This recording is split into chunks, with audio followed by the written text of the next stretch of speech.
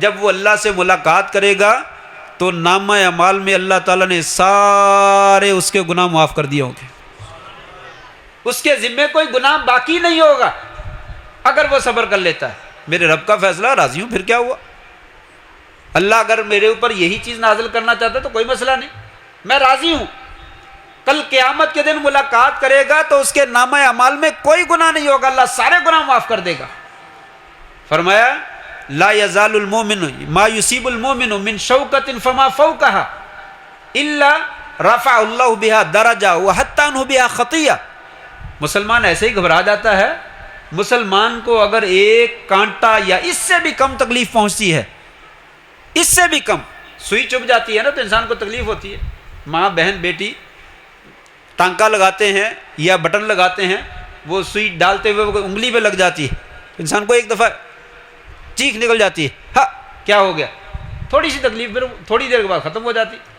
فرمایا اتنی بھی تکلیف اگر کسی مومن کو پہنچتی ہے، اللہ تبارک و تعالیٰ اس کے بدلے میں بھی اس کے نامہ اعمال میں ایک درجہ بلند کر دیتے ہیں یا اس کا گناہ معاف کر دیتے ہیں۔ تو یہ کیوں پریشان ہوتا ہے؟ دنیا میں تکلیف آ گئی ہے تو چند روزہ ہے، عارضی ہے، ختم ہو جانی ہے، زیادہ دیر نہیں رہنی۔ ذرا تصور کیجئے یہ دنیا کی 70 سالہ 80 سالہ زندگی کل قیامت کا 50,000 سال کا دن اس کے مقابلے میں کیا حیثیت رکھتا ہے؟ تو فرمایا ایک تھوڑی سی معمولی سی تکلیف بھی اگر تجھے پہنچتی ہے تو تو برداشت کر لیتا ہے کہ میرے رب کا فیصلہ ہے۔ فرمایا تیرے نامہ اعمال میں نہ صرف گناہ مٹاؤں گا بلکہ تیرے نامہ اعمال میں درجے تیرے بلند کر دوں گا اور نیکیوں کا جو ہے وہ اضافہ کر دوں گا۔ مدینے کی مٹی بھی خوشبو لٹاتی ہے، مدینے کی مٹی بھی خوشبو لٹاتی ہے، یہاں ہر دعا سنی جاتی ہے، وہ آئے تو دنیا میں اجالا ہو گیا، وہ آئے تو دنیا میں اجالا ہو گیا، ہر ذرہ مدینے کا ستارہ ہو گیا۔ حضرات گرامی، اب میں آپ کے سامنے خطاب کے لیے دعوت دیتا ہوں کہ ڈاکٹر عتیق الرحمان صاحب وہ آپ کو کچھ نصیحتوں سے نوازیں۔ السلام علیکم ورحمۃ اللہ وبرکاتہ۔ ان الحمد للہ نحمده ونستعینه ونستغفره ونعوذ باللہ من شرور انفسنا ومن سیئات اعمالنا من يهده الله فلا مضل له ومن يضلله فلا هادي له وأشهد أن لا إله إلا الله وحده لا شريك له وأشهد أن محمدا عبده ورسوله اللهم صل على محمد وعلى آل محمد كما صليت على إبراهيم وعلى آل إبراهيم إنك حميد مجيد اللهم بارك على محمد وعلى آل محمد كما باركت على إبراهيم وعلى آل إبراهيم إنك حميد مجيد اللهم انفعنا بما علمتنا وعلمنا ما ينفعنا وزدنا علما رب اشرح لي صدري ويسر لي أمري واحلل عقدة من لساني يفقه قولي أما بعد فأعوذ بالله من الشيطان الرجيم ومن الناس من يعبد الله على حرف فإن أصابه خير اطمأن به وَإِنْ أَصَابَتْهُ فِتْنَةٌ انقلب على وجهه خسر الدنيا والآخرة ذلك هو الخسران المبين۔ لوگوں میں سے کچھ ایسے ہیں جو اللہ کی عبادت کرتے ہیں ایک کنارے پر، اگر تو ان کو کوئی اچھائی مل جاتی ہے تو بڑے مطمئن ہو جاتے ہیں، اور اگر ان کو کوئی آزمائش آ جاتی ہے تو اپنے چہرے پہ ہی پھر جاتے ہیں، پلٹ جاتے ہیں۔ یہ دنیا و آخرت کے خسارے میں ہیں، اور یقین جانیے یہ بہت بڑا خسارہ ہے۔ نہایت عزت کے لائق سامعین محترم، معزز دوستوں، بزرگوں، بھائیوں، معززات ماؤں، بہنوں اور بیٹیوں، رمضان المبارک کی 27ویں رات ہے۔ اللہ تبارک و تعالیٰ کا بے حد و حساب شکر ہے کہ اس نے ایک بار پھر ہماری زندگی میں ہمیں رمضان کی سعادت سے سرفراز فرمایا، اور نہ صرف اس کے روزے رکھنے کی توفیق بخشی، بلکہ راتوں کو قرآن سننے اور سنانے کا موقع بھی عطا فرمایا۔ ہم اللہ تعالیٰ سے اس کے حضور دعا گو ہیں، اللہ تیری توفیق سے ہی جو عبادت ہوئی ہے تو نے توفیق دی ہے تو کر لی ہے، اللہ اپنی رحمت کے ساتھ ہماری یہ باتیں اپنے دربار میں مقبول و منظور فرما لے۔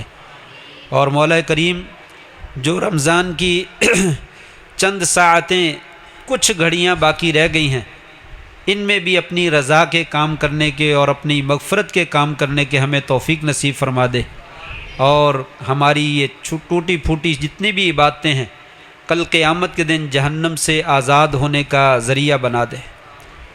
احباب گرامی، رمضان المبارک کے موضوعات کے اوپر آپ بے شمار باتیں جو ہے وہ سنتے رہتے ہیں، قرآن مجید کی فضیلت کے بارے میں بھی اور بہت سارے اعمال کے بارے میں بھی، لیکن مناسب معلوم ہوتا ہے کہ اس پیارے اور مبارک موقع کے اوپر زندگی کے ناحیے سے انسان کو جن چیزوں کا سامنا کرنا پڑتا ہے ان میں شریعت ہماری کیا رہنمائی کرتی ہے، ہمیں کیسی زندگی بسر کرنی چاہیے، اس کے بارے میں چند گزارشات آپ کے سامنے رکھنے کی کوشش کروں گا۔ جب انسان دنیا میں آتا ہے اور زندگی بسر کرتا ہے، ہر انسان کے ساتھ ایسا ہوتا ہے کہ اسے دو حالتوں کا عموماً سامنا رہتا ہے۔ انسان کو خوشی بھی ملتی ہے اور غمی بھی ملتی ہے، صحت بھی ملتی ہے، بیماری بھی ملتی ہے، آسانیاں بھی آتی ہیں، پریشانیاں بھی آتی ہیں، اللہ کے انعامات کی بارش بھی برستی ہے، اور کبھی انسان پر آزمائش کے پہاڑ بھی ٹوٹ پڑتے ہیں۔ الغرض خوشی اور غمی اور آسانی اور تنگی کے دونوں حسین امتزاج، اس کا سامنا تقریباً ہر بندے کو کرنا پڑتا ہے، لیکن انسانوں کی سوچ مختلف ہے۔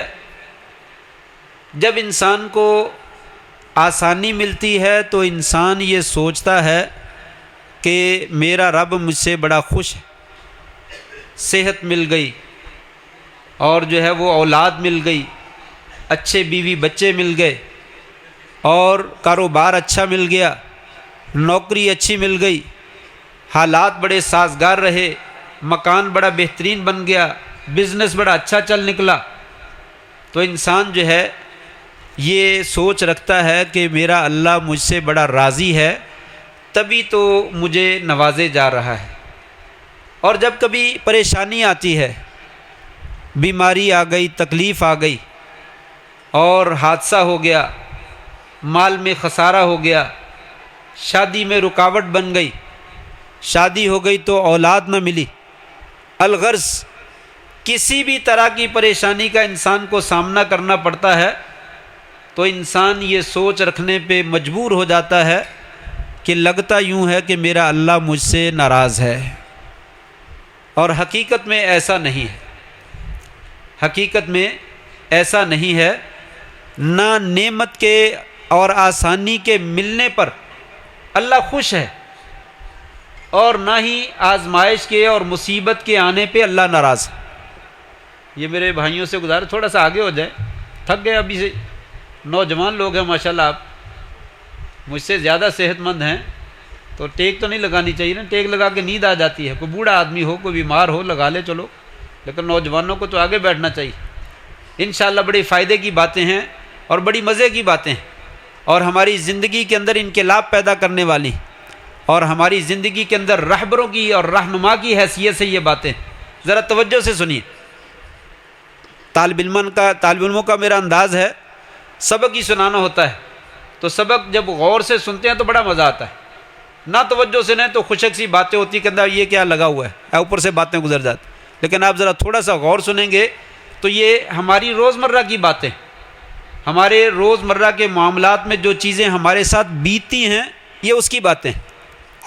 تو میں نے کیا کہا کہ اگر انسان کو راحت ملتی ہے، آسانی ملتی ہے، نعمت ملتی ہے تو انسان کہتا ہے میرا اللہ مجھ سے خوش ہے، اور اگر پریشانی آتی ہے تو انسان کہتا ہے میرا اللہ مجھ سے ناراض، اور لگتا ہے میں ہی قابو آ گیا، میرے اوپر ہی آفت ٹوٹنی ہے، باقی ساری دنیا جو ہے وہ خیر و عافیت سے، میں پریشان ہوں، میں مارا گیا ہوں۔ حالانکہ ایسا نہیں ہے، نعمت ملتی ہے تو تب بھی اللہ کے خوش ہونے کی دلیل نہیں ہے، پریشانی آتی ہے تو تب بھی اللہ کے ناراض ہونے کی دلیل نہیں ہے، بلکہ یہ دونوں کیفیتیں، یہ دنیا دارالعمل ہے۔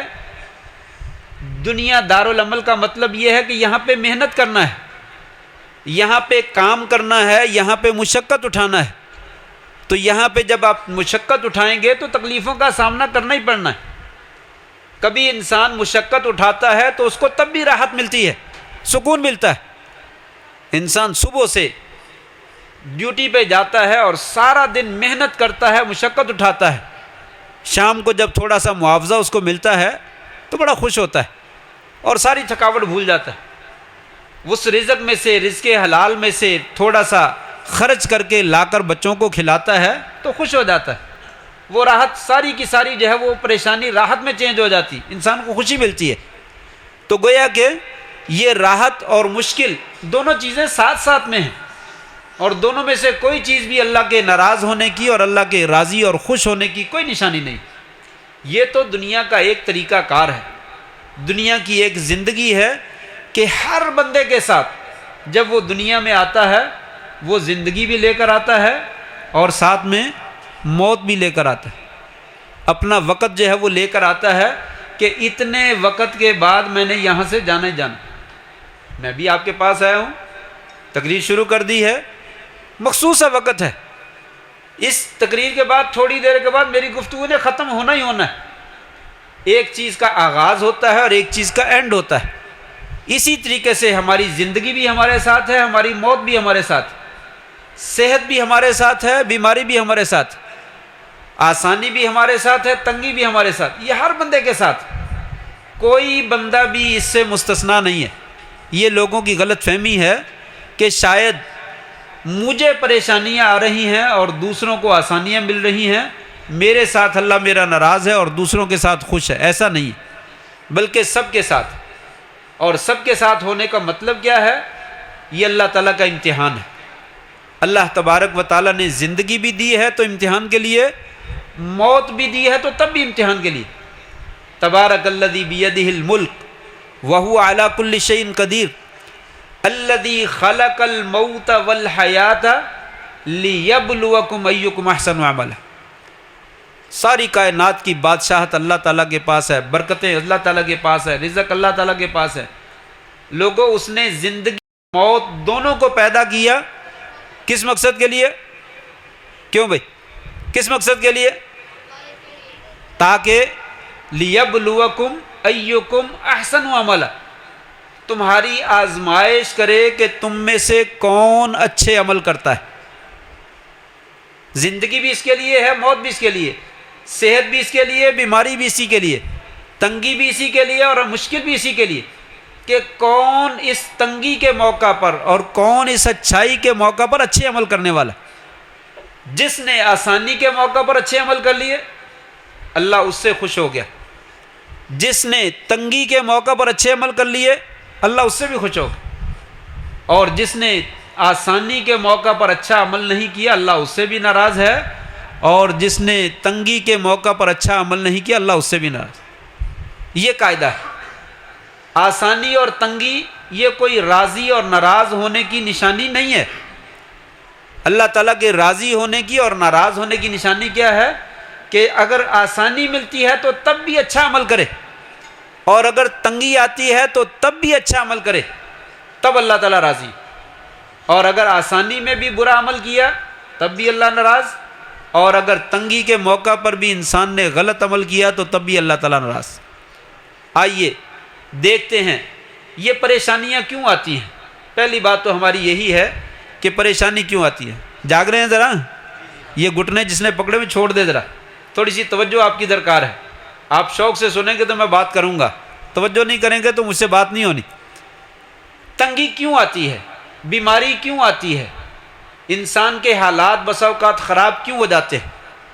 انسان جو ہے وہ حوادثات کا شکار کیوں ہو جاتا ہے؟ کاروبار کبھی کیوں نہیں چلتا ہے؟ کبھی اولاد کیوں نہیں ملتی ہے؟ یہ ایک تو اللہ تعالیٰ کا فیصلہ ہے، اللہ نے دینا ہی دینا، کسی کو دینا کسی کو چھیننا، یہ تو ہے ہی ہے۔ لیکن بسا اوقات اس کا ایک سبب یہ بھی ہوتا ہے کہ انسان اپنی زندگی میں غلط عمل کرتا ہے تو ان غلط عملوں کی وجہ سے انسان کو مشکلات کا سامنا کرنا پڑتا ہے۔ انسان نے گناہ کیے ہیں، اللہ کی بغاوت کی ہے، اللہ کی نافرمانی کی ہے، اللہ کی حدوں کو پامال کیا ہے، نتیجہ کیا ہوتا ہے؟ اللہ کی طرف سے پکڑ آ جاتی ہے، اللہ کی طرف سے پکڑ آتی ہے اور حالات جو ہے وہ تنگ ہو جاتے ہیں۔ 2-3 آیتیں ہیں، ان کو سامنے رکھ لیجئے۔ نمبر 1، ظہر الفساد فی البر والبحر بما کسبت ایدی الناس لیذیقہم بعض الذی عملوا لعلہم یرجعون۔ اللہ تعالیٰ قرآن مجید میں فرماتے ہیں لوگوں، خشکی اور تری دریاؤں میں اور بروں میں، بر و بحر میں ہر جگہ پہ فتنہ بپا ہو گیا۔ آج کل جیسے حالات ہیں ہر جگہ پہ ٹینشن ہی ٹینشن، مصیبتیں ہی مصیبتیں، پریشانیاں پریشانیاں۔ سیاست میں دیکھ لو، معاشیات میں دیکھ لو، ملکوں کے حالات میں دیکھ لو، اور جنگوں کے اندر دیکھ لو، ہر جگہ پہ حالات جو ہے وہ دگرگوں ہیں۔ یعنی سیاستدان آپس میں لڑ لڑ کے مر رہے ہیں، کرپشن اور بے ایمانی انتہا کو پہنچی ہوئی ہے، فلسطین اور کشمیر میں ظلم انتہا کو پہنچے ہوئے ہیں، عدالتوں میں انتہائی نکما نظام چل رہا ہے، اور تھانوں کے اندر، کچہریوں کے اندر، ہسپتالوں کے اندر کیا کچھ ہو رہا ہے بیان کرنے کی ضرورت نہیں، ہر بندہ خوبی جانتا۔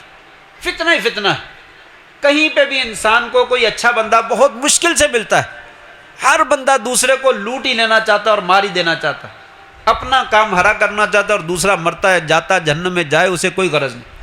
کہا ظہر الفساد فی البر والبحر، لوگوں خشکی اور تری میں فتنہ و فساد برپا ہو گیا۔ کس وجہ سے؟ بما کسبت ایدی الناس، لوگوں کے اپنے عملوں کی وجہ سے، لوگوں کی اپنی بدعمالیوں کی وجہ سے۔ نماز ہی نہیں پڑھتے، روزہ ہی نہیں رکھتے، سچ ہی نہیں بولتے، امانت ہی ادا نہیں کرتے، ماں باپ کے ساتھ حسن سلوک ہی نہیں کرتے، پڑوسیوں کے ساتھ اچھا سلوک نہیں کرتے، جو اچھا سلوک کرتا اس کے ساتھ اچھا سلوک نہیں کرتے، کسی کے ساتھ بھی اچھا سلوک نہیں کرتے، ظلم کرتے ہیں، زیادتی کرتے ہیں، ہر جگہ پہ لوٹ مار جو ہے وہ مچا رکھی ہے۔ تو کہا اس کی وجہ سے دنیا کی خوشی اور تری میں ہر جگہ پہ فتنہ و فساد برپا ہو جاتا۔ لیذیقہم بعض الذی عملوا، تاکہ اللہ تبارک و تعالیٰ ان کے عملوں کا ان کو کیا کرے؟ مزہ چکھائے، تھوڑا سا مزہ چکھو تاکہ تم واپس پلٹ آؤ اور اللہ کی طرف رجوع کر لو اور ان کاموں سے باز آ جاؤ۔ یہ ایک آیت ہے جس میں اللہ تعالیٰ نے بتلایا کہ تمہارے عملوں کی وجہ سے حالات جو ہے وہ خراب ہو جاتے ہیں۔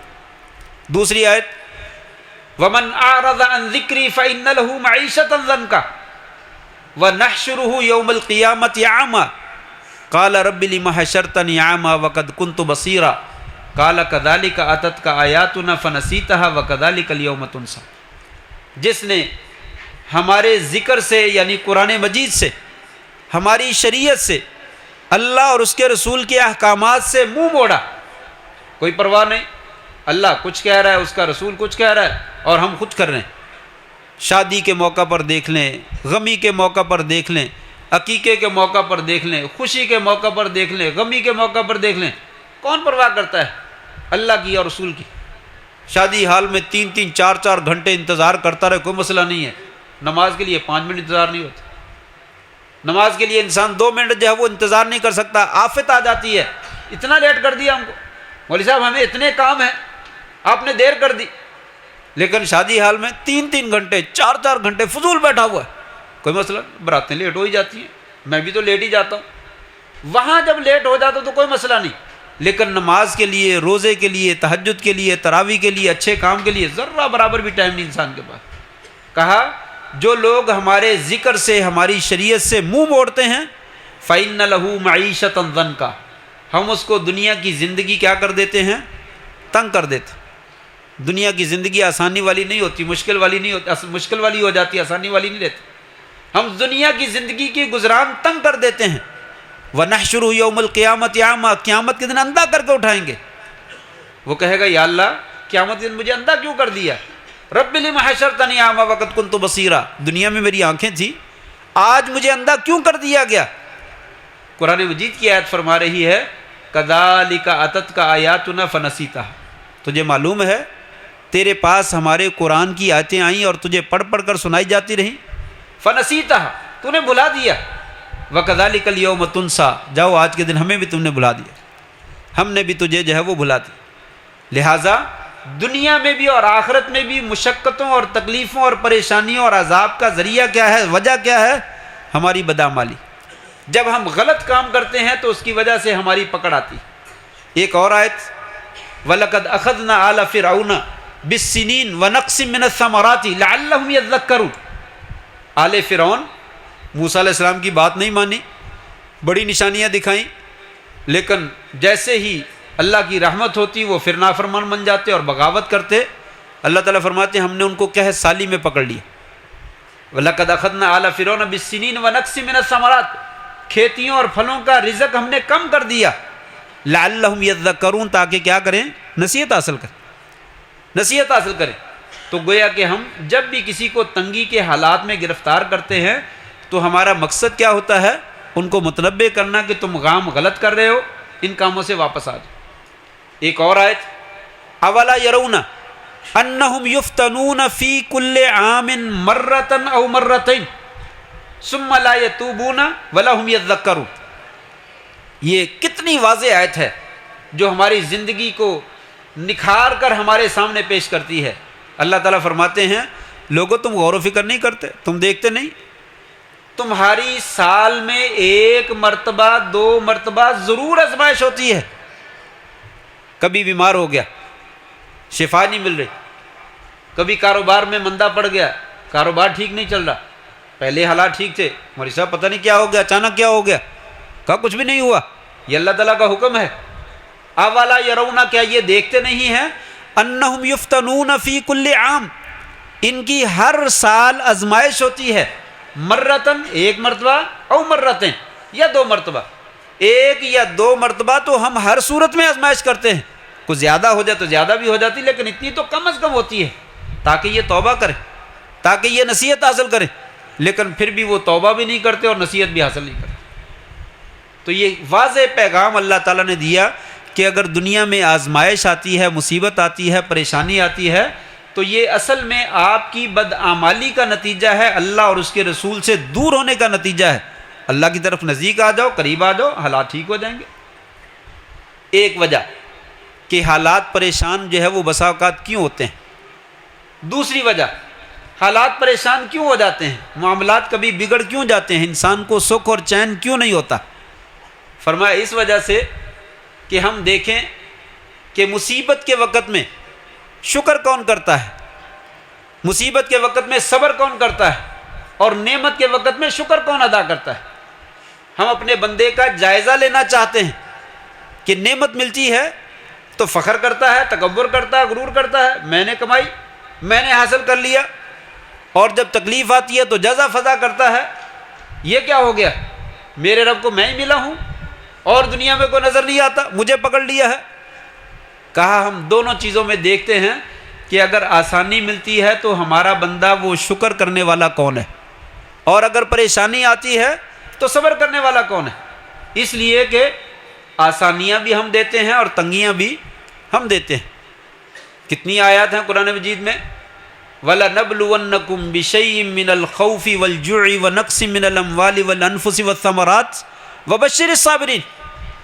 لوگوں ہم تمہاری آزمائش ضرور کرتے ہیں، بِشَيْءٍ مِّنَ الْخَوْفِ، خوف دے کر، ڈر دے کر، کسی بھی چیز کا، مال کا، اولاد کا، کاروبار کا، بیماری کا، صحت کا، کسی بھی چیز کا ڈر دے کر، دشمن کا ڈر دے کر. وَلَنَبْلُوَنَّكُمْ بِشَيْءٍ مِّنَ الْخَوْفِ وَالْجُوعِ، بھوک دے کر، بھوک لگ جاتی ہے اور بھوک مٹانے کا سامان نہیں ملتا. وَنَقْصٍ مِّنَ الثَّمَرَاتِ، وَنَقْصٍ، پھلوں کی کمی دے کر اور جانوں کی کمی دے کر اور اولادوں کی کمی دے کر، رزق کی کمی دے کر. ہم تمہاری آزمائش کرتے ہیں، وبشر الصابرین، تاکہ پتہ چل جائے صبر کرنے والا کون ہے، صبر کرنے والوں کو خوشخبری جو ہے وہ دے دیجیے۔ ایک حدیث میں آپ صلی اللہ علیہ وسلم نے فرمایا عجبا لامر المومن، مومن کا معاملہ سب سے زیادہ بہترین ہے، جو واقعہ صحیح ایماندار ہے، مومن ہے، اس کا معاملہ بڑا خوش کن ہے۔ ان اصابت السرا، اگر اسے آسانی ملتی ہے، نعمت ملتی ہے، صحت ملتی ہے، تندرستی ملتی ہے، شکر، وہ شکر کرتا ہے، فکان خیر اللہ، تو یہ شکر کرنا اس کے لیے کیا ہو جاتا ہے، بہترین بن جاتا ہے۔ اللہ نعمت پہ بھی اس کو اجر دے رہا ہے اور اس کے شکر کرنے پہ بھی اس کو اجر دے رہا ہے۔ وَإِنْ أَصَابَتْهُ ضَرَّةٌ، اگر اسے تنگی پہنچتی ہے تو تب وہ کیا کرتا ہے، صبر، وہ صبر کرتا ہے، تو صبر کرنا بھی اس کے لیے جو ہے وہ بہتر بن جاتا ہے۔ کافر کو یہ چیزیں نہیں ملتی۔ نعمت ملتی ہے تو تکبر کرتا ہے، غرور کرتا ہے، فخر میں مارا جاتا ہے، اور تکلیف آتی ہے تو جزا فضا کرتا ہے اور واویلا کرتا ہے، چیخو پکار کرتا ہے۔ فرمایا اس کے لیے دونوں حالتیں مصیبت کا باعث بن جاتی ہیں، اور مومن کے لیے دونوں حالتیں جو ہے وہ خیر کا باعث بن جاتی ہیں۔ تو یہ بھی مقصد ہوتا ہے کہ نعمت ملے تو کون سا انسان جو ہے وہ اللہ کا شکر ادا کرتا ہے، اور پریشانی آتی ہے تو کون صبر کا مظاہرہ کرتا ہے۔ نمبر 3، تیسری چیز، کھوٹے اور کھرے کی پہچان ہو جاتی ہے آزمائش کے وقت میں اور نعمت کے وقت میں۔ کہتے ہیں دوستوں کو پہچان نہ ہو تو مصیبت کے وقت میں پتہ چلتا ہے۔ تو اللہ کے دوست کون ہیں، اللہ کے دشمن کون ہیں؟ جب نیکی ملتی رہتی ہے، اچھائی ملتی رہتی ہے، ان کو خیر ملتی رہتی ہے، تو وہ بہت راضی اللہ پہ، اللہ میرا بڑا خوش، میں اللہ سے بڑا راضی۔ اور جب تکلیف آتی ہے تو اللہ کو بھول جاتے ہیں، وہ کہتے ہیں نہیں میں تو غلط سمجھتا رہا، اللہ کو تو شاید میں ہی ملا ہوں پریشان کرنے کے لیے، مصیبت کے لیے میں ہی ملا ہوں۔ کہا نہیں، ہم تو اس کے ذریعے سے اپنے دوستوں اور دشمنوں کی پہچان کرتے ہیں، جو میں نے شروع میں آیت پڑھی، وَمِنَ النَّاسِ مَن يَعْبُدُ اللَّهَ عَلَى حَرْفٍ، کچھ لوگ ایسے ہیں عبادت کرتے ہیں کنارے پہ بیٹھ کر، نعمتیں ملتی رہتی ہیں، نماز پڑھنے بھی آتا رہتا ہے، پریشانی آ گئی، نماز بھی چھوٹ گئی، روزہ بھی چھوٹ گیا، قرآن کی تلاوت بھی چھوٹ گئی، میں کیا کروں؟ مولوی صاحب کوئی فائدہ نہیں نماز پڑھنے کا، اتنی نمازیں پڑھ لی، اتنی نمازیں پڑھ لی، شفائی نہیں مل رہی، اتنی نمازیں پڑھ لی، کاروبار ہی نہیں چل رہا۔ فرمایا وہ کنارے پر بیٹھ کر عبادت کر رہا ہے، اگر تو اس کو خیر پہنچتی ہے تو بڑا مطمئن، اور اگر اسے تکلیف آ جاتی ہے اپنے چہرے پہ پلٹ جاتا ہے۔ فرمایا خسرت دنیا والآخرہ، یہ بندہ جو ہے دنیا و آخرت کے خسارے میں چلا گیا، اور اس سے بڑا دنیا میں کوئی اور خسارہ نہیں۔ ایک اور آیت ہے، دوسرا پارہ ہے، اللہ تعالیٰ نے مسلمانوں کو پہلے بیت المقدس کی طرف منہ کر کے نماز پڑھنے کا حکم دیا۔ مدینہ میں جا کر آپ صلی اللہ علیہ وسلم نے 16 مہینے 17 مہینے بیت المقدس کی طرف منہ کر کے نماز پڑھی، پھر اللہ نے قبلہ چینج کر دیا، مسلمانوں کا قبلہ ادھر سے ہٹا کر ادھر کر دیا۔ کتنے ہی لوگ مشرکین اور منافقین اور یہودی اعتراض کرنے لگے، ان کو کیا ہو گیا، انہوں نے قبلہ کیوں چینج کر لیا؟ اللہ تبارک و تعالیٰ نے قرآن مجید میں اس کا ذکر کیا، وَمَا جَعَلْنَا الْقِبْلَةَ الَّتِي كُنْتَ عَلَيْهَا إِلَّا لِنَعْلَمَ مَن يَتَّبِعُ الرَّسُولَ مِمَّن يَنقَلِبُ عَلَىٰ عَقِبَيْهِ، ہم نے قبلے کو چینج کیا ہے تمہاری آزمائش کے لیے، دیکھیں کہ ہمارے نبی کے کہنے پر کون عمل کرتا ہے۔ مشکل وقت میں، آسانی کے وقت میں کوئی بھی حکم اللہ کا آ جائے، جس طرح کا بھی حکم آ جائے، اس میں دیکھنا یہ ہوتا ہے کہ ہماری پیروی کون کرتا ہے، اللہ کی بات کون مانتا ہے، رسول کی بات کون مانتا ہے۔ ایک اور آیت میں اللہ تعالیٰ نے فرمایا کہ اگر جو ہے یمسسکم کرہن فقد مس القوم کرہم مثلہ وتلک الایام نداولها بین الناس، لوگو اگر آج تمہیں زخم پہنچے ہیں تو کل تم نے دشمنوں کو بھی زخم پہنچائے تھے۔ جنگ بدر میں مسلمانوں کو خوب قتل کی، مسلمانوں نے کافروں کو خوب قتل کیا، اور ان کو جو ہے وہ قیدی بھی بنایا، ان کا بہت نقصان کیا، اور احد کے میدان میں مسلمانوں کا نقصان ہو گیا۔ 50 تیر انداز کھڑے کیے تھے درہ پہ، انہوں نے درہ چھوڑ دیا، دشمن نے پیچھے سے آ کر حملہ کیا، ادھر سے آگے سے دشمن حملہ ور مسلمان درمیان میں پس گئے، اپنی تلواریں اپنے اوپر چل پڑی۔ حضرت حذیفہ اپنے والد کے بارے میں آواز دیتے رہ گئے، لوگوں میرا والد، لیکن تلوار چل گئی اور اپنے والد کو، ان کے والد کو صحابہ کرام نے آپس میں شہید کر دیا۔ کہا اگر تمہیں آج زخم پہنچا ہے تو کل دشمن کو بھی زخم پہنچا تھا۔ یہ تو دن ہے، ہم پلٹاتے رہتے ہیں، یہ دن تبدیل ہوتے رہتے ہیں، یہ اس لیے کہ تاکہ اللہ تبارک و تعالیٰ جان لے کہ تم میں سے ایماندار جو ہیں وہ کون ہیں۔ یہ تو ہم ایمانداروں کی جان پہچان کرتے ہیں، کافروں کی جان پہچان کرتے ہیں، منافقوں کی جان پہچان کرتے ہیں، کون ایسا جو ہے وہ سیدھا اور کون جو ہے وہ غلط ہے۔ سلیمان علیہ السلام نے نہیں کہا تھا، جب ملکہ سبا کے بارے میں پتہ چلا کہ ملکہ سبا جو ہے یہاں پہ رہتی ہے کہیں اور وہ سورج کی پوجا کرتے ہیں اور شرک کرتے ہیں، تو سلیمان علیہ السلام نے کہا کون ہے اس کا عرش فوراً لے کر آئے۔ ایک جن نے کہا میں لے کر آتا ہوں، آپ کی مجلس میں بیٹھے بیٹھے ہیں، جب تک آپ اٹھتے نہیں اٹھنے سے پہلے میں لے آؤں گا۔ ایک اور آدمی کہنے لگا جس کے پاس کتاب کا علم تھا، اللہ علم کون سی کتاب کا تھا، بار اللہ کا نبی بندہ تھا کوئی، جیسے خضر علیہ السلام اللہ کے بندے تھے، اس نے بچے کی گردن توڑ دی، موسیٰ بول پڑے یہ کیا کر دیا تو نے؟ کہا میں نے تجھے کہا نہیں تھا بولنا نہیں میرے ہاتھ پہ، کہا غلطی ہو گئی۔ تو پھر اس کے بعد انہوں نے بتلایا یہ گردن میں نے خود نہیں توڑی، مجھے اللہ نے حکم دیا تھا کہ یہ بچہ نافرمان ہے، اپنے والدین کے لیے بڑی پریشانی کا باعث ہے، اللہ ان کو اور دے دے گا، اللہ نے حکم دیا اس کو قتل کر دو، میں نے قتل کر دیا۔ کہنے کا مقصد یہ ہے کہ علم اللہ تعالیٰ جس کو دینا چاہتا دے دیتا ہے۔ تو سلیمان علیہ السلام کی قوم میں بھی ایک بندہ تھا، اس نے کہا آپ آنکھ جھپکیے، آنکھ جھپکنے میں آپ کا اس کا محل جو ہے وہ یہاں پہ اس کا عرش جو ہے وہ لا کے رکھ دیتا ہوں۔ اور ایسا ہی ہوا، اچانک دیکھا تو عرش کا عرش سامنے پڑا ہوا تھا، اس کا تخت جو تھا۔ تو حضرت سلیمان نے کیا کہا ھذا من فضل ربی لیبلونی ااشکر ام اکفر فمن شکر فانما یشکر لنفسہ ومن کفر فان ربی غنی کریم۔ یہ میرے رب کا فضل ہے، اور میرے رب نے فضل اپنے راضی ہونے پہ نہیں دیا، بلکہ اس نے میری آزمائش کی ہے کہ میں اللہ کا شکر ادا کرتا ہوں یا کہ ناشکری کرتا ہوں۔ یہ میری آزمائش ہے کہ اتنا بڑا انعام کہ اتنی دور سینکڑوں میل یا ہزاروں میل وہ عرش دور ہوگا، تو ایک بندے نے ایک پلک جھپکنے میں لا کر سامنے جو ہے وہ رکھ دیا۔ کہا یہ میرے اللہ کا میرے اوپر فضل ہے، ہوائیں مسخر کر رکھی ہیں، مجھے پرندوں کی بولیاں سکھا دی ہیں، مجھے جو ہے وہ ہواؤں کے اوپر حکومت کرنا سکھا دیا، جنوں کے اوپر حکومت کرنا سکھا دیا، یہ اتنے بڑے انعامات دیے۔ یہ سارے انعامات کیوں ہیں؟ کہ راضی ہے؟ راضی نہیں، بلکہ میرا امتحان لینا چاہتا ہے کہ میں اس کا شکر ادا کرتا ہوں یا ناشکری کرتا ہوں۔ جو شکر کرتا ہے وہ اپنے لیے ہی کرتا ہے، اور جو ناشکری کرتا ہے وہ اپنا ہی نقصان کرتا ہے، اللہ تبارک و تعالیٰ کا کچھ نہیں بگاڑتا، اللہ ساری کائنات سے بے پرواہ ہے۔ 3 باتیں ہو گئی کہ یہ مصیبت اور آسانی آتی ہے کہ کون جو ہے وہ کھوٹا ہے اور کون جو ہے وہ کھرا ہے۔ اللہ تبارک و تعالیٰ کھوٹے اور کھرے کی جو ہے وہ پہچان کرنا چاہتے ہیں۔ اور چوتھا مقصد یہ بھی ہوتا ہے کہ انسان جو ہے تکلیف آتی ہے تو صبر کرے، اور جو ہے وہ آسانی آ جائے تو شکر کرے، تاکہ اللہ تبارک و تعالیٰ شکر کرنے والوں کو اور نوازے اور صبر کرنے والوں کو بھی نعم البدل عطا فرمائے۔ یہ بھی ایک مقصد ہوتا ہے۔ لوگوں آسانی آئے، نعمت ملے تو اللہ کا شکر ادا کرو، اللہ تبارک و تعالیٰ نعمتوں کو دوام اور ہمیشگی عطا فرما دیتا۔ جو کہتا ہے میری نعمتیں چھنے نہیں، وہ اپنی نعمتوں کو محفوظ کرنے کے لیے کیا کرے؟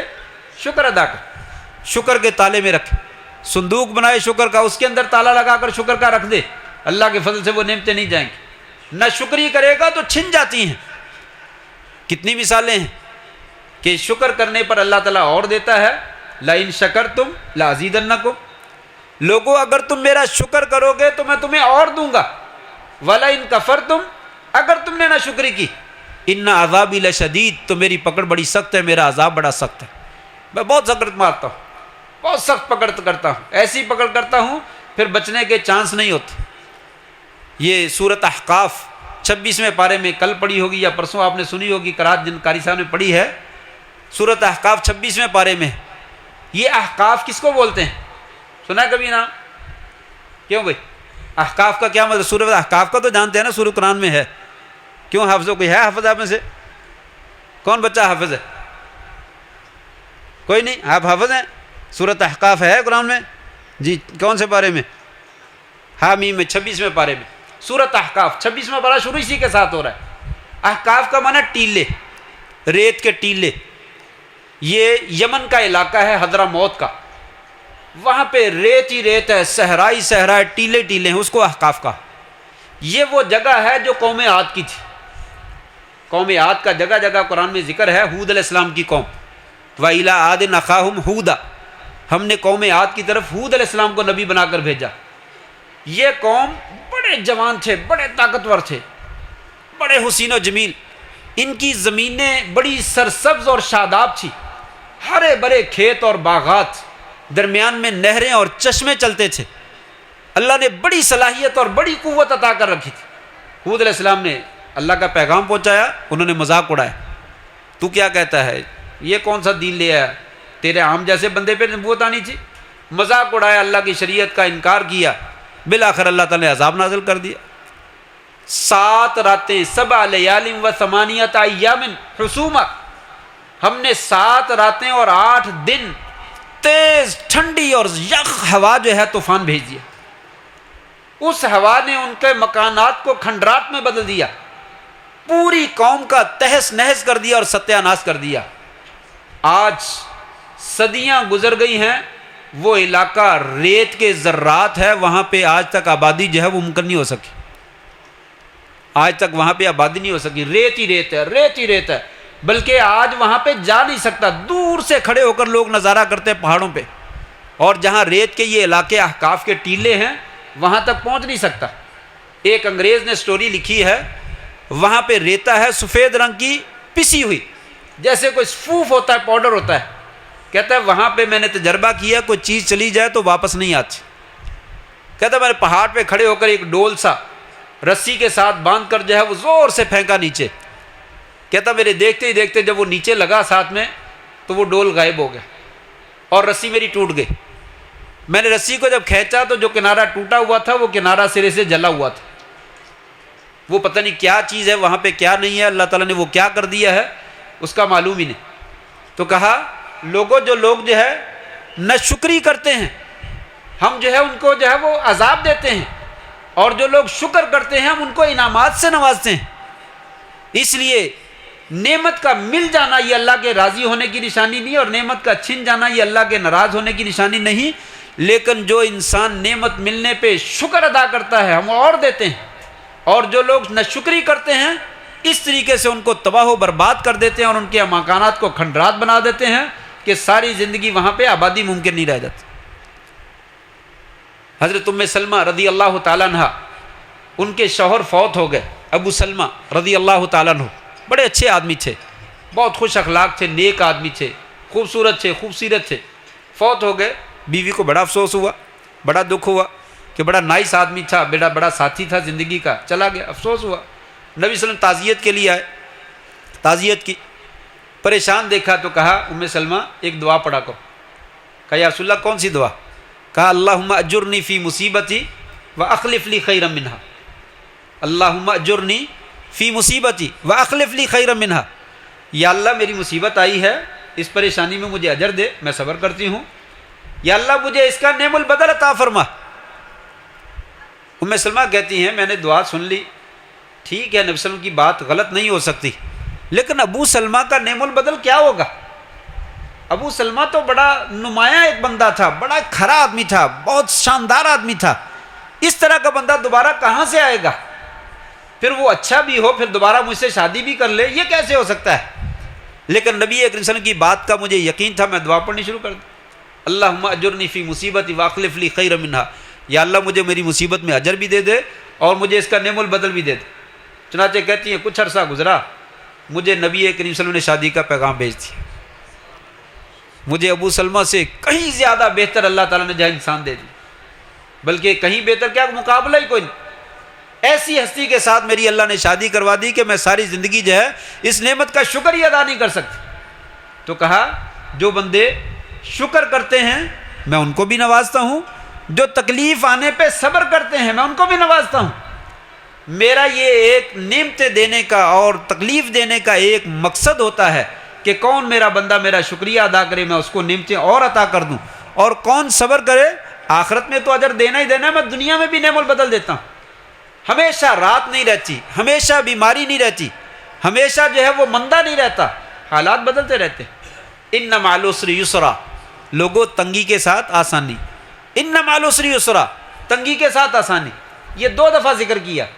مفسرین کہتے ہیں یہاں پہ عربی کی گرامر کے ایک قاعدے کے مطابق اصول یہ ہے کہ دونوں تنگیوں میں صرف ایک تنگی مراد ہے، لفظ 2 دفعہ بولا ہے لیکن ایک تنگی مراد ہے کہ جب انسان پر ایک تنگی آتی ہے، اور یہاں پہ آسانیوں سے 2 آسانیاں مراد، ایک تنگی کے بعد اللہ تعالیٰ انسان کو 2 آسانیاں عطا فرماتے ہیں۔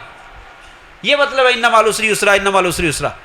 کیا انسان گھبرا نہ، اگر تو ایک تنگی کے اوپر صبر کر لیا، اس کے بعد تجھے ایک آسانی نہیں بلکہ 2 آسانیاں عطا فرماؤں گا۔ یہ اللہ تعالیٰ کا فضل ہے۔ تو کہا پریشانی آ جائے تو گھبرایا نہ کرو، صبر کر لیا کرو۔ وَلَوْ أَنَّ أَهْلَ الْقُرَىٰ آمَنُوا وَاتَّقَوْا لَفَتَحْنَا عَلَيْهِمْ بَرَكَاتٍ مِّنَ السَّمَاءِ وَالْأَرْضِ وَلَٰكِنْ كَذَّبُوا فَأَخَذْنَاهُمْ بِمَا كَانُوا يَكْسِبُونَ۔ لوگو اگر یہ بستیوں والے، علاقوں والے، قومیں اگر یہ اللہ پر ایمان لے آئیں، اللہ کا ڈر اپنے دلوں میں پیدا کر لیں، ہم آسمان اور زمین سے اپنی رحمتوں کی بارش برسا دیں، ہم اپنی نعمتوں کے خزانے کھول دیں۔ ہم کافروں کو نعمتیں دے سکتے ہیں تو مسلمانوں کو کیوں نہیں دے سکتے؟ اپنے بندوں کو کیوں نہیں دینی؟ لیکن جب یہ ناشکری کرتے ہیں اور بدعمالی کرتے ہیں تو پھر ہم ان کو اپنے عذاب میں گرفتار کر لیتے ہیں۔ تو یہ ایک مقصد ہے کہ جب انسان جو ہے وہ نعمت ملنے پر شکر کرتا ہے تو اللہ اس کا نعم البدل دیتے ہیں، اور جب ناشکری کرتا ہے تو اللہ تعالیٰ عذاب دیتے ہیں، اور جب تکلیف آنے پہ صبر کرتا ہے تو اس کا بھی نعم البدل ملتا ہے، اور جب جزا فضا کرتا ہے تو سوائے اپنا دل ساڑنے کے کسی کا کوئی نقصان نہیں کرتا۔ میں مارا گیا، میں لوٹا گیا، میرا کچھ نہیں بنتا، میرا یہ ہو گیا۔ جس آدمی سے مل لو وہی رو رہا ہے، بس یہ کوئی حالات نہیں، حالات سارے کے سارے جو ہے وہ خراب ہی خراب ہے، حالات بڑے تنگ ہیں، بڑی مشکل ہے۔ کہا یہ کیا بات ہے؟ حالات سب کے لیے ایسے آتے رہتے ہیں، کوئی بات نہیں، وقت گزاریے، اللہ تبارک و تعالیٰ مشکل کے ساتھ ساتھ جو ہے وہ آسانیاں ضرور پیدا کر دے۔ اور اسی طریقے سے ایک اور مقصد بھی ہے، 5واں مقصد یہ ہے جب تنگیاں آتی ہیں تو اللہ تبارک و تعالیٰ، انسان گناہ گار ہے، مصیبتوں کے ذریعے سے انسان کے گناہوں کا کفارہ بنا دیتے ہیں۔ انسان کو جنت میں مقام اونچا دینا چاہتے ہیں، بندے کے عمل اتنے اچھے ہیں ہی نہیں، اللہ تعالیٰ تکلیف دے دیتے ہیں۔ تکلیف میں جب انسان صبر کرتا ہے تو انسان کے گناہ مٹ جاتے ہیں۔ یہ اتنا بڑا اعزاز ہے کہ انسان سوچ نہیں سکتا۔ انسان کہتا ہے پتہ نہیں کیوں مصیبت آ گئی۔ فرمایا لوگوں مصیبت آ جائے تو صبر کر لیا کرو۔ حدیث پاک میں آتا ہے ما یزال البلاء بالمؤمن والمؤمنۃ فی نفسہ وولدہ ومالہ حتی یلقى اللہ وما علیہ من خطیہ۔ فرمایا انسان کو، خواہ وہ مومن مرد ہے خواہ وہ مومنہ عورت ہے، مسلسل آزمائشیں اور مصیبتیں آتی رہتی ہیں۔ کینسر کے مریض ہیں، اللہ معاف فرمائے، نہ آئے کسی کو آزمائش، ٹی بی کا مریض ہے، فالج زدہ انسان ہو گیا، اور اس طرح کی بیماریاں، حوادثات ہیں، ٹانگ فریکچر ہو گئی، کوئی بھی اس طرح کا بڑا حادثہ ہو گیا، اللہ معاف فرمائے، اللہ نہ کرے، آزمائش کے قابل نہیں ہم، لیکن آ جاتی ہے۔ اگر کبھی کسی کو آ جائے تو انسان اگر صبر کر لیتا ہے، فرمایا انسان کو ساری زندگی مصیبت اس کے مال میں، اس کی جان میں، اس کی اولاد میں لگی رہتی ہے، اور وہ صبر کر لیتا ہے۔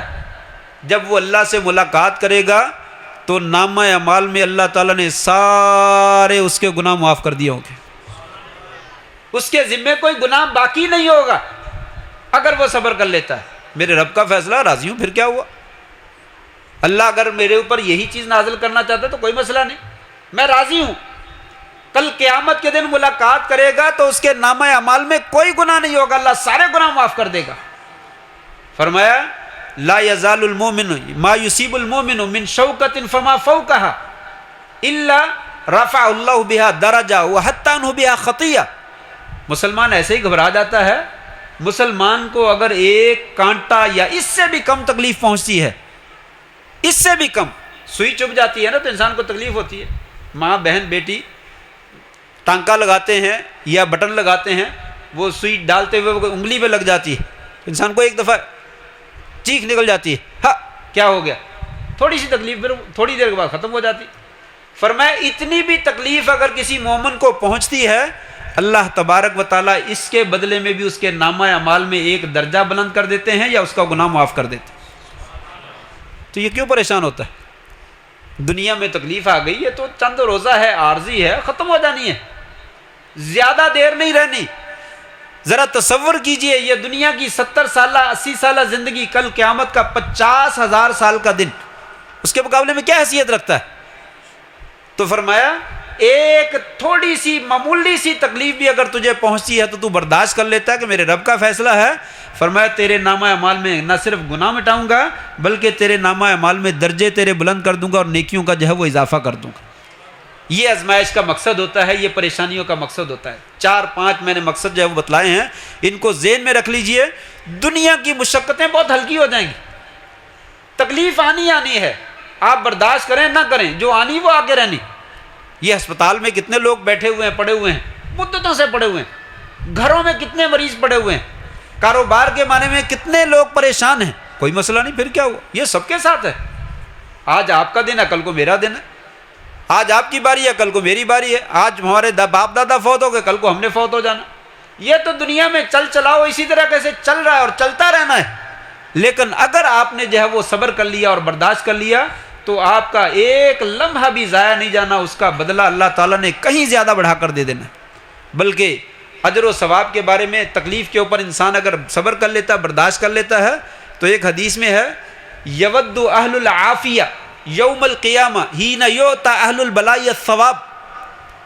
جب قیامت کے دن اللہ تعالیٰ صبر کرنے والوں کو اجر اور ثواب دے رہے ہوں گے تو جن لوگوں کو دنیا میں تکلیف نہیں آئی وہ جب ان کو ثواب ملتا دیکھیں گے تو اس وقت خواہش کریں گے, یا اللہ یہ کیا ہو گیا, دنیا میں میں کیوں تندرست رہا, دنیا میں میرا سر درد کیوں نہیں ہوا, دنیا میں مجھے بخار کیوں نہیں ہوا, دنیا میں مجھے چوٹ کیوں نہیں لگی, یا اللہ لگنی چاہیے تھی, اتنا اجر مل رہا ہے. فرمایا وہ خواہش کریں گے لو ان جلودہم کانت قرضت فی الدنیا بالمقاریض, کاش کہ دنیا میں کوئی ان کا جسم کینچیوں سے کاٹ دیتا, کہ آج اتنا اجر مل رہا ہے تکلیف آنے پر اور مجھے تکلیف آئی نہیں. فرمایا اگر یہ تکلیفیں انسان برداشت کر لے تو دنیا میں بھی اللہ نعمت بدل دیتا ہے, آخرت میں تو اجر بے حد و حساب دے گا ہی دے گا. اس لیے فرمایا انسان گھبرایا نہ کر, نعمت مل جائے تو تکبر نہ کیا کر, اور پریشانی آ جائے تو گھبرایا نہ کر. نعمت مل جائے تو شکر کر لیا کر, اور تکلیف آ جائے تو صبر کر لیا کر. یہ دونوں معاملے تیرے لیے خیر ہی خیر ہے. اب آئیے آخری نتیجہ جو ہے وہ پیش کرتا ہوں, وہ یہ کہ تکلیفیں تو آتی ہیں اور ان کے مقاصد کیا ہوتے ہیں. جب تکلیفیں آ جائے تو ہمیں پھر کیا کرنا چاہیے. 5 کام ہیں جو ہمیں کرنے چاہیے. تکلیف آ جائے تو ہمیں وہ کام کرنے چاہیے. پہلا کام یہ ہے, میں نے ذکر کیا تھا, پریشانیاں آتی ہیں گناہوں کی وجہ سے. تو گناہ جب ہو جائیں تو اس کا علاج کیا ہوتا ہے, توبہ کرنا. انسان کو توبہ کر لینی چاہیے. غلطی اول تو کرنے سے بچے انسان, نماز نہ چھوڑے, روزہ نہ چھوڑے, زکوٰۃ ادا کرے, صدقہ خیرات دے, کسی کے ساتھ زیادتی نہ کرے, امانت میں خیانت نہ کرے, پیسے لوگوں کے واپس کر دے. قرضہ لے رکھا ہے تو پہلی فرصت میں ادا کرنے کی کوشش کرے. کسی کی امانت پڑی تو کہے اسی کی ہے, میں نے نہیں لینی. اگر کبھی غلطی ہو جائے تو فوراً کیا کرے, توبہ کرے فوراً, دیر نہیں کر لیں گے کوئی بات نہیں, اللہ بڑا غفور ہے. ایسے نہیں غفور رحیم. دیکھو فلم دیکھو, ڈرامہ دیکھو, اللہ معاف کر دے گا, یہ ابھی تو دیکھو نا, بعد میں توبہ کر لینی ہے. نہیں, بعد میں توبہ کی پھر توفیق نہیں ملتی. توبہ اسی بندے کی ہوتی ہے جو فوراً کرتا ہے. اول تو غلطی کرتا نہیں, جب غلطی ہو جائے تو فوراً توبہ کر لیتا ہے. قرآن مجید میں ہے, آخری پاروں میں آپ نے پڑھا ہے, یا ایھا الذین آمنوا توبوا الی اللہ توبۃ نصوحا, توبہ نصوح کیا کرو. توبہ نصوح کیا ہوتی ہے؟ توبہ نصوح کا مطلب اہل علم نے بتلایا کہ اگر گناہ کر رہا ہے تو اس کو یاد آ جائے کہ میں تو رب کی بغاوت کر رہا ہوں, تو کیا کرے, اس گناہ کو وہیں پہ چھوڑ دے. فلم دیکھ رہا ہے نا, فلم دیکھ رہا ہے, آدھی دیکھی, آدھی دیکھتے دیکھتے یاد آ گیا کہ ڈرامہ تو بڑا اچھا ہے, فلم تو بڑی اچھی ہے, لیکن یار یہ ہے تو اللہ کی نافرمانی ہے, یہ تو رسول کی نافرمانی ہے. تو کیا کرے, فوراً چھوڑ دے. اگر وہ فوراً چھوڑ دیتا ہے تو سمجھو اس کی توبہ ہوگی. اگر وہ فوراً نہیں چھوڑتا ہے تو پھر توبہ کے چانس نہیں ہے. ایک کام تو یہ کرے کہ فوراً چھوڑ دے. نمبر 2, الندم علی المعصیہ, گناہ کرنے پر انسان شرمندہ ہو جائے. اوف, یہ کیا ہو گیا, یہ تو نہیں کرنا چاہیے تھا. ایک ہے کہ اس کے چہرے پہ پریشانی کوئی نہیں, گناہ بھی کر لیا, شرمساری نہیں, کہا نہیں گناہ کیا ہے تو شرمندہ ہو جائے, گردن جھک جائے. جب اللہ سے توبہ کرنے لگا ہے تو گردن جھک جائے, ہمت نہ پڑے کہ میں آسمان کی طرف دیکھوں, یا اللہ میں کس چہرے کے ساتھ تجھ کو دیکھوں. تو نے تو مجھے اس کام سے منع کیا تھا، اللہ میں نے کر لیا۔ شرمندہ ہو گیا ہے اور سر جھکایا ہوا، استاذ کے سامنے، والد کے سامنے، فیکٹری کے مالک کے سامنے، ملازم، بیٹا، شاگرد جب غلطی کرتا ہے تو کیسے آنکھوں میں آنکھیں ڈال کرتا، استاد جی غلطی ہوگی، نہیں، گردن جھکا لے، استاد جی غلطی ہوگی، آئندہ نہیں کروں گا۔ استاد بھی کہتا ہے، والد بھی کہتا ہے جاؤ بیٹا کوئی بات، چلو اللہ معاف کرے گا، جاؤ چلے جاؤ۔ اللہ کے سامنے بھی ایسے توبہ کرے، یا اللہ غلطی ہوگی، اللہ مجھے نہیں کرنا چاہیے تھا۔ فرمایا یہ دوسری شرط ہے توبہ نصوح کی، غلطی کر رہا ہے تو فوراً چھوڑ دے، اور اگر کر چکا ہے تو اس کے اوپر شرمندہ ہو جائے، یا اللہ گناہ ہو گیا، سود کھا لیا، نہیں کھانا چاہیے تھا، اللہ اتنے پیسے سود کے کھائے ہیں، یہ میں اپنی کمائی میں سے نکال دوں گا، میں نکال کے کسی غریب کو دے دوں گا، ثواب دینا دے دینا، نہیں دینا تو میں نے اپنا نجس مال جو ہے وہ نکال دی، وہ مال نکال دے، شرمندہ ہو جائے۔ اور تیسری شرط یہ ہے کہ آئندہ نہ کرنے کا اللہ سے وعدہ کر، یا اللہ اب نہیں کروں گا، اب نہیں کروں گا، یا اللہ شیطان نے دھوکہ دے دیا تھا، تو ایسی توبہ کرے۔ فرمایا اللہ تعالیٰ فوراً توبہ قبول کرتا ہے۔ وہ توبہ کیسے قبول نہیں کرتا؟ وہ کہتا ہے بندو تیرا توبہ کرنا مجھے اتنا زیادہ خوش کرتا ہے تمہیں تصور ہی نہیں، میرا بندہ سچے دل سے آ کر مجھ سے معافی مانگتا ہے۔ بہت سے لوگ کہتے ہیں یار ہماری توبہ نہیں ہونی، ہم نے بڑے گناہ کیے ہیں، اللہ نے ہمیں نہیں معاف کرنا۔ کیوں نہیں کرنا؟ فرمایا تو آسمان اور زمین ساری بھر کے گناہ لے کر آ جا، میں اتنی ہی زیادہ بخشش لے کر تیرے پاس آؤں۔ تو آ تو صحیح، جتنے بھی گناہ کیے ہیں، شرک بھی کیا ہے، بڑے سے بڑا گناہ کیا ہے، تو سچے دل سے توبہ کر لے، میں معاف کر دوں گا۔ 99 بندے قتل کیے، پھر 100واں بھی قتل کر دیا، اللہ نے نہیں معاف کیا؟ کر دیا، سچے دل سے آیا، توبہ کی بھی نہیں، ابھی رستے میں فرشتے نے روح قبض کر لی، جنت اور جہنم کے فرشتے بھی آ گئے، وہ کہنے لگے اس نے ساری زندگی قتل ہی قتل کیا، اس کے لیے کوئی معافی نہیں۔ وہ کہنے لگے نہیں معافی کرنے کے لیے آ گیا ہے، کہا آ گیا ہے لیکن کی تو نہیں، ابھی تو نیکی کا کوئی کام ہی نہیں کیا۔ لیکن اللہ نے کیا کہا؟ جا فرشتے ایک اور تیسرے کو بھیج دیا، ان کے درمیان فیصلہ کرو۔ کہا کیسے فیصلہ کرنا ہے؟ کہا یہ بندہ میرا سچے دل سے توبہ کی نیت سے پکا ارادہ کر کے آ گیا۔ کیسے پتا چلا پکا ارادہ کیا؟ کسی نیک بندے نے کہا اگر تو توبہ کرنا چاہتا ہے تو کیا کر، اپنا محلہ چھوڑ دے، اپنا مکان چھوڑ دے، اپنے بہن بھائی دوست احباب رشتہ دار چھوڑ دے، وہ کمپیوٹر، وہ ٹی وی، وہ موبائل، وہ چھوڑ دے جہاں پہ تو برائی کرتا ہے، اور وہ دوسرے علاقے میں جہاں یہ مصیبتیں نہیں وہاں چلا جا۔ اس نے کیا کیا تھا؟ چھوڑ دی، اپنے گھر سے بھاگ نکلا، حدیث میں لفظ ہے وہ بھاگا جا رہا تھا، رستے میں روح قبض ہو گئے۔ اللہ تعالیٰ نے کہا یہ بندہ سچائی کے ساتھ آ رہا ہے، فرشتے جا ان کو بولو زمین ماپو، نیک لوگوں کی زمین نزدیک ہے یا برے لوگوں کی نزدیک ہے، جس کی زمین نزدیک ہو وہ فرشتے لے جا۔ زمین کو ماپا گیا تو تھوڑی سی زمین نیک لوگوں کی بستی نزدیک تھی، جنت کے فرشتے لے گئے۔ یہ ہے سچی توبہ۔ اللہ تعالیٰ کتنا اپنے بندے کو پسند کرتا ہے، اس سے آپ کو اندازہ ہوگا کہ وہ تو کہتا ہے بندہ تو سچی توبہ کرنے کے لیے آ تو صحیح، میں اپنی رحمت کے خزانے نہ کھول دوں تو پھر مجھے رب نہ کہنا۔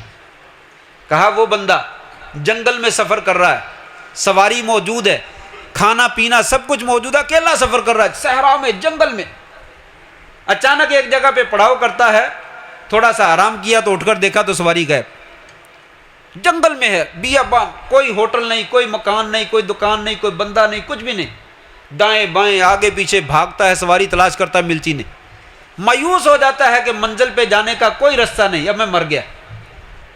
کہتا ہے مرنا ہی ہے، چلو آرام کرو، کھانے کے لیے بھی کچھ نہیں، پیاس بھی لگی، پینے کے لیے بھی کچھ نہیں، ایک درخت کے لیے آرام کرنے کے لیے بیٹھ جاتا ہے، لیٹ جاتا ہے، نیند آ جاتی، اچانک نیند کے بعد آنکھ کھلتی ہے تو سامنے سواری کھڑی ہوتی، پانی بھی موجود ہے، کھانا بھی موجود، او زندگی دوبارہ مل گئی، کینسر سے اللہ نے شفا دے دی، فالج زدہ کو شفا دے دی، ہارٹ کے پیشنٹ کو جو ہے وہ دورہ پڑا، اللہ نے شفا دے دی، بندہ کہتا ہے دوبارہ زندگی مل گئی۔ کہا دوبارہ زندگی ملی اس کو تو اتنا خوش ہوتا ہے، اتنا خوش ہوتا ہے تو اللہ کے سامنے ہاتھ اٹھا لیتا ہے، یا اللہ تیرا شکر ادا کرنا، اللہم انت عبدی وانا ربک، اتنا خوش ہوتا ہے پتہ نہیں چلتا زبان سے کیا کہہ رہا ہے، یا اللہ تو میرا بندہ میں تیرا رب، حالانکہ کہنا تھا یا اللہ تو میرا رب ہے میں تیرا بندہ ہوں، لیکن خوشی کی وجہ سے اس کے کلمات اس کی زبان پہ نہیں چل رہے۔ کہا اللہ تعالیٰ فرماتے کتنی خوشی ہوئی اس بندے کو دوبارہ زندگی ملنے کی؟ فرمایا جب میرا بندہ توبہ کے لیے میری طرف آتا ہے سچے دل سے، اس بندے سے کہیں زیادہ بڑھ کر میں اس سے خوش ہوتا ہوں۔ تو پہلا عمل کیا ہے؟ گناہ ہو جائے تو توبہ کر لو۔ توبہ سے اللہ تعالیٰ گناہ معاف بھی کر دیتا ہے، بلکہ قرآن مجید کی آیت ہے فَأُولَٰئِکَ يُبَدِّلُ اللَّهُ سَیِّئَاتِهِمْ حَسَنَاتٍ۔ سچی توبہ کرنے سے اللہ صرف گناہوں کو معاف ہی نہیں کرتا بلکہ گناہوں کو نیکیوں کی شکل میں تبدیل بھی کر دیتا ہے۔ تو لہٰذا پہلا عمل یہ ہے کہ انسان کو توبہ کرنی چاہیے گناہوں سے، اور پکی اور سچی توبہ، استغفر اللہ استغفر اللہ استغفر اللہ استغفر اللہ، یہ نہیں، صدق کے دل سے، یا اللہ غلطی ہو گئی، نہیں کرنا، اللہ میں نے چھوڑ دیا، سود چھوڑ دیا، رشوت چھوڑ دی، چوری چھوڑ دی، ڈاکہ چھوڑ دیا، زنا چھوڑ دیا، جوا چھوڑ دیا، شراب چھوڑ دی، نہیں پینا، سگریٹ چھوڑ دی، داڑھی مڈوانا چھوڑ دیا، اللہ نہیں کروں گا میں یہ کام، پکا ارادہ کر لیا، اللہ میں بے نماز سے اب نماز پڑھوں گا، اب نہیں میں نے چھوڑنی۔ کہا سچے دل سے توبہ کر لے، میں تیرے سارے گناہ بھی معاف کر دوں گا بلکہ گناہوں کو نیکیوں کی شکل میں بدل دوں گا۔ نمبر 2، دوسرا کام، تکلیف آ جائے، پریشانی آ جائے تو نماز پڑھنی چاہیے۔ انسان جو ہے، پہلی آیت جو پڑھی تھی، خوشی ہے، آسانی ہے تو بڑی نمازیں پڑھتا ہے، پریشانی آ گئی تو نماز ہی نہیں پڑھتا۔ میں کیا کروں؟ تجھے نماز کی پڑھی، میرا تو سارا کام خراب ہو گیا۔ وہ حضرت نماز پڑھو، میرا تو خسارہ ہو گیا، میرے پاس ٹائم نہیں ہے۔ کہا نہیں، نماز پڑھو، نماز پڑھنے سے دلوں کو راحت ملتی ہے۔ جعلت قرۃ عینی فی الصلاۃ، آپ سے فرمایا تھا نماز میں میری آنکھوں کی لذت اور ٹھنڈک رکھی گئی ہے، مجھے نماز میں سکون ملتا ہے۔ جب آپ پریشان ہو جاتے تو بلال کو کہا کرتے تھے ارحنا یا بلال بالصلاۃ، بلال اذان دو، نماز پڑھے، اللہ سکون پیدا کر دے گا۔ بلال اذان کے ذریعے سے، نماز کے ذریعے سے ہمیں راحت پہنچاؤ۔ تو نماز پڑھنے سے سکون ملتا ہے، راحت ملتی ہے۔ یا ایھا الذین آمنوا استعینوا بالصبر والصلاۃ، لوگوں صلاۃ اور صبر کے ساتھ مدد لو۔ نماز پڑھو گے اللہ تعالیٰ تمہیں دل کو سکون کر دے گا، مطمئن کر دے گا، راحت مل جائے گی۔ خوشی کے وقت میں تو نماز پڑھنی چاہیے، نماز پریشانی کے وقت میں اور زیادہ پڑھنی چاہیے، نفل پڑھنے چاہیے، اللہ کے فضل سے وہ پریشانی جو ہے وہ دور ہو جائے گی، اللہ کے ساتھ کنٹیکٹ ہو جائے گا، رابطہ ہو جائے گا، وہ دل کو، انسان کے دل کو مضبوط کر دے گا اور آپ کو جو ہے وہ سکون اور راحت مل جائے گی۔ 2 چیزیں۔ نمبر 3، تیسری بات، صبر کا مظاہرہ کریں، جو میں نے پیچھے ذکر کیا۔ اللہ تعالیٰ جو امتحان لینا چاہتا ہے، صبر کرتا ہے تو نعم البدل ملتا ہے، ام سلمہ کی روایت والی۔ صبر کرنے سے اللہ تعالیٰ بہت کچھ دیتا ہے۔ ایک واقعہ، ایک کالی سی رنگ کی عورت تھی اور وہ سامنے سے چلی آ رہی تھی۔ نبی صلی اللہ علیہ وسلم کے چچا زاد عبداللہ بن عباس رضی اللہ تعالیٰ مفسر قرآن، وہ اپنے شاگرد ان کے سامنے عطا ابن ابی رباح بیٹھے ہوئے تھے۔ کہنے لگے عطا، میں تجھے جنتی عورت نہ دکھاؤں، میں تجھے جنتی عورت نہ دکھاؤں؟ کہنے لگا جنتی عورت؟ نبی صلی اللہ علیہ وسلم وفات پا چکے تھے، یہ بعد کے زمانے کی بات ہے، تابعین کا زمانہ ہے، صحابہ کا زمانہ ہے۔ عبداللہ بن عباس عطا سے کہنے لگے تجھے جنتی عورت نہ دکھاؤں؟ کہا جنتی عورت دنیا میں؟ کہا ہاں۔ کہا اب دکھاؤ پھر۔ کہا وہ سامنے کالے رنگ کی جو عورت آ رہی ہے نا، یہ جنتی عورت۔ کہا یہ کیسے؟ کہا میں نے زبان نبوت سے، محمد الرسول صلی اللہ علیہ وسلم کی زبان سے سنا ہے یہ جنتی عورت۔ کہا کیسے؟ کہا یہ نبی صلی اللہ علیہ وسلم کے پاس آئی تھی آپ کے زمانے میں، اور اس نے آ کر کہا تھا یا رسول اللہ مجھے مرگی کا دورہ پڑتا ہے۔ بازار میں جاری ہوتی ہو، اچانک مرگی کا دورہ پڑا، دھڑام سے زمین پہ گر جاتی۔ اور پرانے زمانے میں کوئی قمیض شلوار نہیں ہوتی تھی، عموماً چادریں ہوتی تھی، نیچے بھی تہبند باندھ لیتے اور اوپر بھی چادر لپیٹ لیتے، یہی قمیض شلوار تھی ان کی۔ تو وہ کہتی یا رسول اللہ مجھے مرگی کا دورہ پڑتا ہے، میں دھڑام سے گر جاتی ہوں، پتہ ہی نہیں چلتا، میرے کپڑے پیچھے ہٹ جاتے ہیں، جسم بھی ننگا ہو جاتا ہے، اتنی بڑی آزمائش میں مبتلا ہوں، یا رسول اللہ میرے لیے دعا کر دیں اللہ مجھے شفا دے دے، یا رسول اللہ میرے لیے دعا کر دیں اللہ مجھے شفا دے دے۔ ہم بھی تو کہتے ہیں نا مولوی صاحب دعا کر، بڑے حالات خراب، مولوی صاحب کو خصوصی دعا کرتا، خاص ٹائم میں کوئی دعا کر دینا ہمارے حق میں، اچھی بات ہے، کروانی چاہیے، لیکن اگلا جملہ سن لیجئے، اس عورت نے نبی کائنات سے کہا صلی اللہ علیہ وسلم یا رسول اللہ میرے حق میں دعا کر دیں، بہت بری حالت ہے، ایک تو بازار میں مرگی کا دورہ پڑتا ہے، میں سب کے سامنے گر جاتی ہوں، دوسرا لوگوں کے سامنے برہنہ ہو جاتی ہوں، مجھے پتہ بھی نہیں چلتا، میرے لیے دعا کر دی اللہ مجھے شفا دے دے۔ آپ نے فرمایا اماں اگر تو چاہتی ہے دعا کرنا تو میں کر دیتا ہوں، اللہ تجھے شفا دے دے، اگر تو صبر کر لے میں تجھ سے اللہ سے جنت لے دیتا ہوں، اگر تو اللہ کی آنے والی تکلیف کے اوپر صبر کر لے اور اس کو برداشت کر لے میں تجھے جنت کی ضمانت دیتا ہوں، اللہ تجھے ضرور جنت دے دے گا۔ وہ سوچو بچار میں پڑ گئی، تکلیف ہے، پتہ نہیں سال ہوگی 2 سال ہوگی 50 سال 60 سال ہو جائے گی، زیادہ اتنا ہی ہے، 20-25 سال 40 سال تو عمر اس کی ہو چکی تھی. اس کے بعد کتنی تھوڑی سی زندگی. اس نے کہا کوئی بات نہیں، جنت کا سودا ہے اس لیے یہ سودا مہنگا نہیں ہے، یا رسول اللہ آپ رہنے دیجئے میں صبر کر لیتی ہوں، آپ مجھے لیے اللہ سے جنت لے دیں، لیکن تھوڑی سی دعا کر دیں کہ مرگی کا دورہ پڑتا رہے لیکن کم از کم میرا جسم ننگا نہ ہو، بس باقی میں تکلیف برداشت کر لیتی ہوں. آپ نے دعا کر دی. پھر اس کو مرگی کا دورہ تو پڑتا تھا لیکن جسم بڑھانا نہیں ہوتا تھا. تو عبداللہ ابن عباس نے کہا عطا جنتی عورت دیکھنا تو اس کو دیکھ. کوئی سمجھ آئی بات؟ کہ تکلیف کوئی مسئلہ نہیں ہے. پریشانی کینسر کا ہو جانا بہت بڑا مسئلہ ہے، آزمائش ہے بہت بڑی، تکلیف ہے، اس میں کوئی شک نہیں، لیکن اللہ کا فیصلہ سمجھ کے برداشت کر لو. پریشانی آ گئی ہے تو اللہ نہ لے کر آئے، آزمائش نہ لے کر آئے، ہم برداشت نہیں کر سکتے، لیکن اگر آ گئی ہے تو کیا کر لیں گے؟ گاڑی کا اگر اللہ نہ کرے کوئی حادثہ ہو گیا تو کیا کر لیں گے؟ ہو گیا ہے. اللہ تعالیٰ نے آسمان اور زمین کی پیدائش سے 50,000 سال پہلے لکھ دیا تھا فلاں دن میں فلاں وقت میں یہ کام ہونا ہے، اور وہ ہو کے رہنا ہے. جب ہو گیا تو پریشان ہونے کی کیا بات؟ انا للہ. صبر کرے، صبر کریں گے تو اللہ تعالیٰ جنت کا سودا جو عطا کرتا. یہ کوئی سودا جو ہے وہ مہنگا نہیں ہے. 3 کام ہو گئے. نمبر 1 توبہ کریں. نمبر 2 2 نمبر کیا بتایا تھا؟ نہیں بھول گئے، اتنی جلدی بھول گئے؟ ابھی تو میں یہیں پہ ہوں. نہیں، مشکلیں آ جائیں تو کیا کام کرنے چاہیے؟ میں نے کہا میں 5 کام بتاتا ہوں. ہاں ماشاءاللہ، چلو یاد آ گیا. نماز پڑھنی ہے. نمبر 1 توبہ کریں. نمبر 2 نماز پڑھیں، نماز سے بھی پریشانیاں دور ہوتی ہیں. نمبر 3 صبر کریں. نمبر 4 چوتھا بھی بڑا عمدہ کام ہے، وہ یہ ہے کہ دعا کریں. اللہ تعالیٰ سے دعا کریں. اللہ تعالیٰ ہر بندے کی دعا سنتے ہیں، لیکن مصیبت زدہ کی خاص سنتے ہیں. پریشان آدمی کی دعا کو ضرور سنتے ہیں. انسان دعا کرے اور کبھی بھی اللہ کی رحمت سے مایوس نہ ہو، اللہ اپنے بندے کی دعا کو سنتا بھی ہے اور قبول بھی کرتا ہے. نبی صلی اللہ علیہ وسلم نے بہت زیادہ دعا کی فضیلت بتلائی، وقت نہیں وقت میں دعا کے اوپر بھی بات کرتا. دعا کرنی چاہیے. 3 دعائیں جو ہے میں ذکر کرتا ہوں، ان کو یاد رکھ لیجئے، ان کو اسپیشل طور پہ پڑھا کریں. ایک تو دعا ہے جس کو اسم اعظم کا نام دیا گیا، بلکہ 2 دعائیں دونوں کو اسم اعظم کہا گیا. اللہم انی اسألک بانی اشہد انک انت اللہ لا الہ الا انت الاحد الصمد الذی لم یلد ولم یولد ولم یکن لہ کفوا احد. یہ دعا حصن المسلم سے لے لیں، نیٹ سے سرچ کر لیں، گوگل سے آپ کو مل جائے گی. دعاؤں والی کوئی کتاب لے لیں، وہاں سے مل جاتی. اس کو یاد کر لیں. اول تو یاد ہی ہوگی، نہ بھی ہو تو اس کو یاد کر لیں.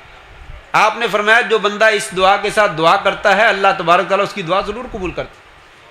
یہ وہ اسم اعظم ہے جو بھی اللہ سے مانگا جاتا ہے اللہ دے دیتا ہے، تو اس کو یاد کر لیں. نمبر 2 دوسرا بھی اسم اعظم ہے، اللہم انی اسألک بان لک الحمد لا الہ الا انت المنان بدیع السماوات والارض یا ذا الجلال والاکرام یا حی یا قیوم برحمتک نستغیث.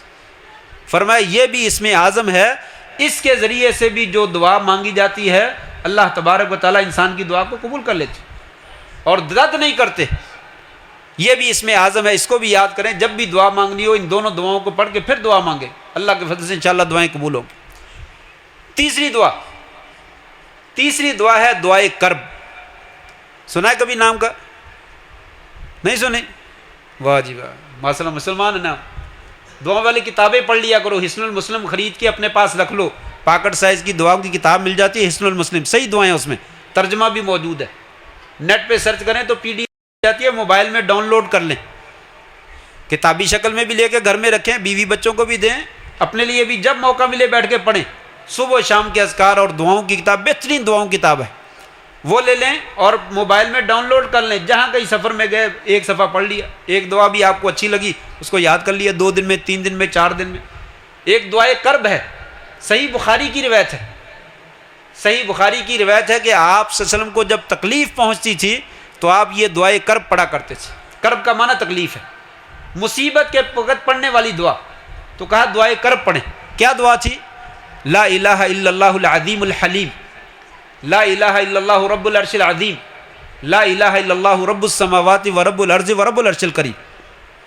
یہ دعائے کرب، یہ بھی گوگل پہ سرچ کر لیں، آپ کو وہاں سے مل جائے گی. حصن المسلم میں لے لیں، وہاں سے مل جائے گی، آسانی سے مل جائے گی. نہ ملے تو میرا نمبر لینا، مجھے بتانا، میں واٹس ایپ پہ آپ کو میسج کر دوں گا. یہ دعا بھی یاد کریں.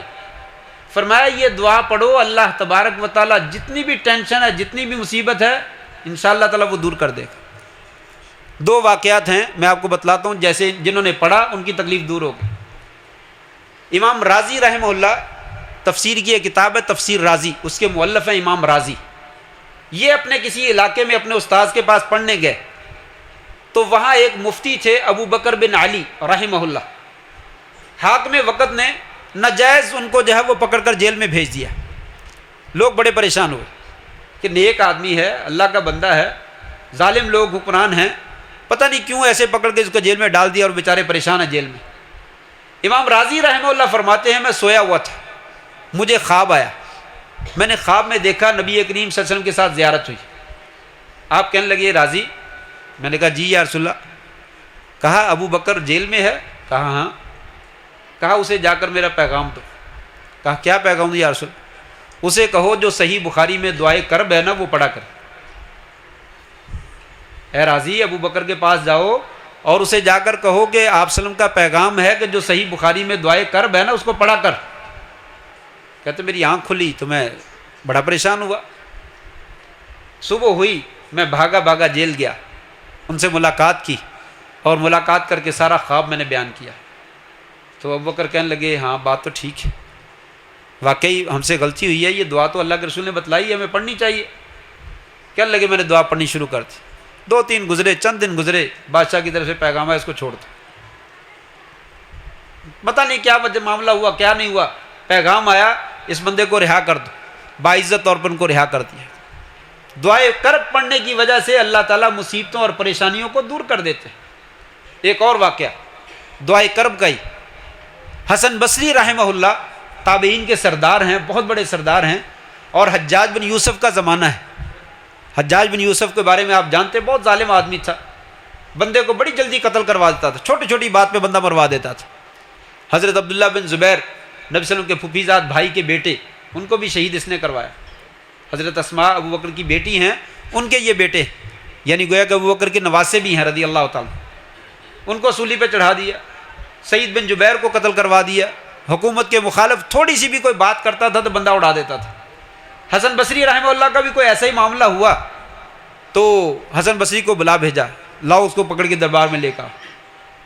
حسن بصری کو جب پیغام ملا کہ حجاج بن یوسف نے بلایا، سمجھ گئے کہ معاملہ گڑبڑ ہے، خیر کی بات نہیں۔ کہنے لگے میں گھر سے نکلا تو زبان کے اوپر کوئی کلمہ نہیں میں نے آنے دیا سوائے لا الہ الا اللہ کے۔ یہ دعائے کرب جو ہے اس کو پڑھتا رہا، لا الہ الا اللہ العظیم الحلیم، لا الہ الا اللہ رب العرش العظیم، لا الہ الا اللہ رب السماوات و رب الارض و رب العرش الکریم۔ یہ دعا پڑھتا رہا، پڑھتے پڑھتے پڑھتے حتیٰ کہ اس کا دربار آ گیا، مجھے پیش کیا گیا۔ حجاج نیچے درجے جھکا کے بیٹھا ہوا تھا، نظر اٹھائی، حسن آئے ہو؟ مسکرانے لگا۔ کیا لگا پتہ ہے تمہیں میں نے تمہیں کیوں بلایا تھا؟ کہتا نہیں۔ کہا میں نے تجھے قتل کرنے کے لیے بلایا تھا، لیکن پتہ نہیں کیا بات ہے، اس وقت تمہاری میرے دل میں اتنی محبت پیدا ہوئی ہے، مجھے تم سب سے زیادہ پیارے لگ رہے ہو، بتاؤ تمہیں کیا چاہیے؟ بلایا قتل کرنے کے لیے، کہتا کیا چاہیے؟ جو مانگنا چاہتے ہو مانگو، میں تمہیں دینے کے لیے تیار۔ فرمایا یہ دعائے کرب ہے، اللہ کو پکارو، اللہ سنتا ہے۔ اصل میں ہمیں پکارنا آتا نہیں ہے، ہم جیسے پکارنا چاہیے اس طریقے سے اللہ کو پکارتے نہیں، اس سے مانگتے نہیں ہیں۔ وہ تو رات تہجد کی رات، یہ قیام اللیل بھی ہے، یہ 27ویں رات بھی ہے، طاق رات بھی ہے، رمضان کی بھی ہے، آدھی رات تو ویسے گزر گئی۔ آدھی رات کے بعد تو اللہ تعالیٰ آسمان دنیا پہ تشریف لاتے ہیں، وہ پہلے نزدیک ہے، نحن اقرب الیہ من حبل الورید، ہم تمہاری شارک سے بھی زیادہ نزدیک ہیں۔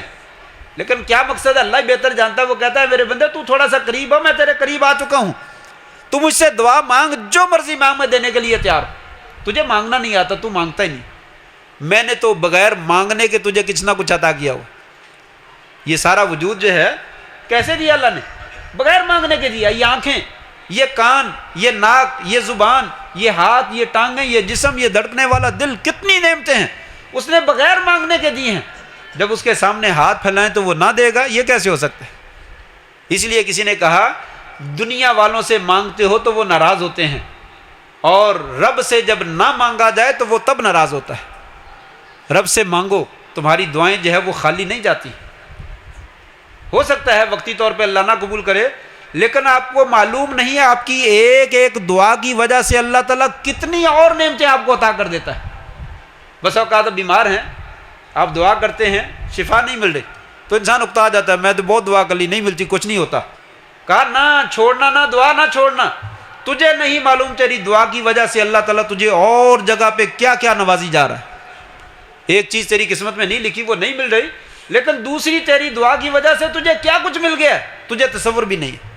اس لیے چوتھا کام یہ ہے کہ انسان کو دعا پریشانی کے وقت میں کبھی نہیں چھوڑنی چاہیے، اپنے مالک کو یاد رکھنا چاہیے. آخری بات ذکر کروں، بات ختم کرتا ہوں. پانچواں کام یہ ہے، جو حلال کمایا ہوا ہے مال تھوڑا سا نکال کے اللہ کے راستے میں صدقہ بھی کر دیا. یہ پیسے کے ساتھ محبت نہ کر، یہ یہیں پہ رہ جانا. لاکھوں کروڑوں اربوں خربوں کی جائیدادیں دنیا کی لوگوں میں دنیا کی رہ جاتی ہیں اور انسان آخرت میں چلا جاتا. یہ واقعہ میں رمضان میں کتنی جگہ پہ بیان کر چکا ہوں. میری مسجد میں ایک بینک کا ملازم ہے، اس نے مجھے بتلایا، یعنی سچی بات ہے، جھوٹا واقعہ نہیں ہے، بینک کا واقعہ ہے. وہ کہنے لگا ہمارا بینک کا ایک کینڈیڈیٹ تھا، اس کے لاکر تھے بینک میں، وہ فوت ہو گیا، پیچھے اس کا کوئی وارث نہیں تھا. ہم نے مجبوراً اس کے لاکر مختلف بینکوں میں جا کر توڑے، چابی نہیں تھی، چابی اسی کے پاس تھی، ہم نے وہ توڑے. جب توڑا تو ہر لاکر سے کلوؤں کے حساب سے سونا نکلا، کلوؤں کے حساب سے، تولوں کے حساب سے نہیں، کلوؤں کے حساب سے جو ہے وہ ڈھیروں سونا جو نکلا کسی کے کام.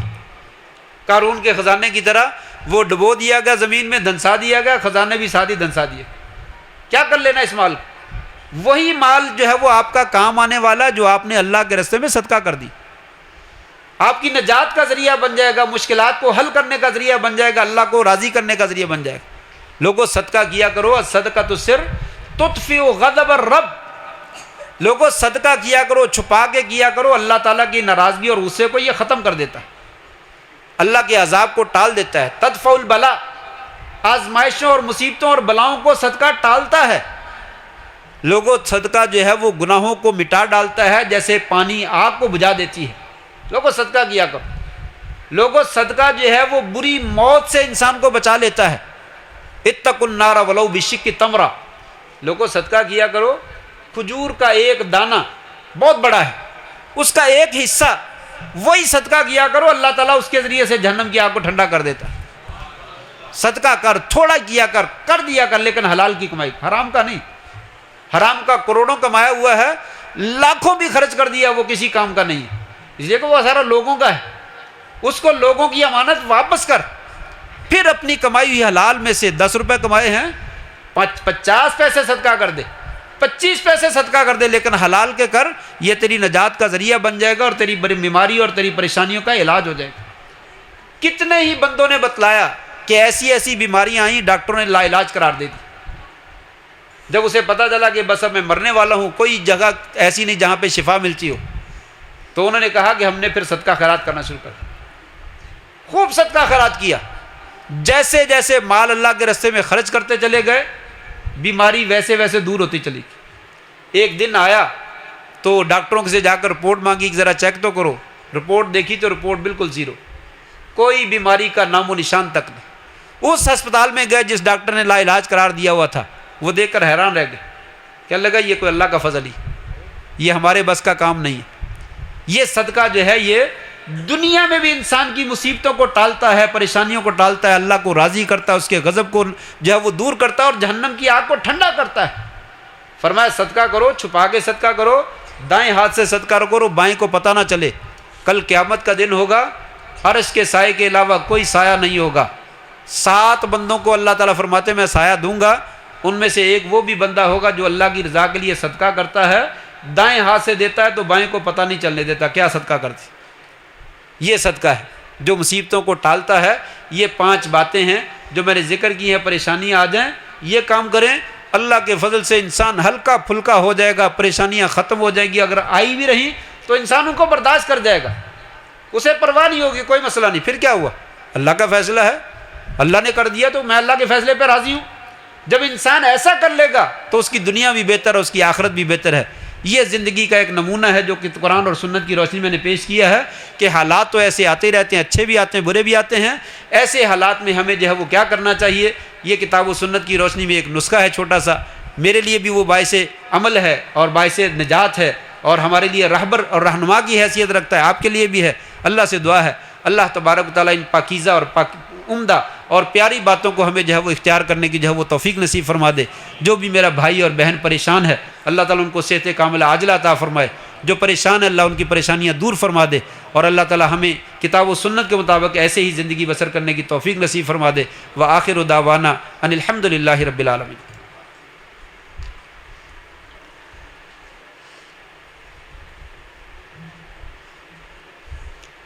ایک بچی ہے وہ آگ کی وجہ سے جل گئی ہے، اس کے لیے خصوصی دعا کر دیجئے، اللہ تعالیٰ اس کو صحت کاملہ عاجلہ عطا فرمائے، مکمل صحت عطا فرمائے، اس بچی کو بھی والدین کو بھی صبر کی بھی توفیق دے، اور بچی کو اللہ تعالیٰ صحت کاملہ عاجلہ عطا فرمائے۔ سب لوگوں سے درخواست ہے کہ آپ بھی دعا کیجئے، اللہ تعالیٰ جتنے بھی بیمار ہیں سب بیماروں کو شفاء کاملہ عاجلہ عطا فرمائے۔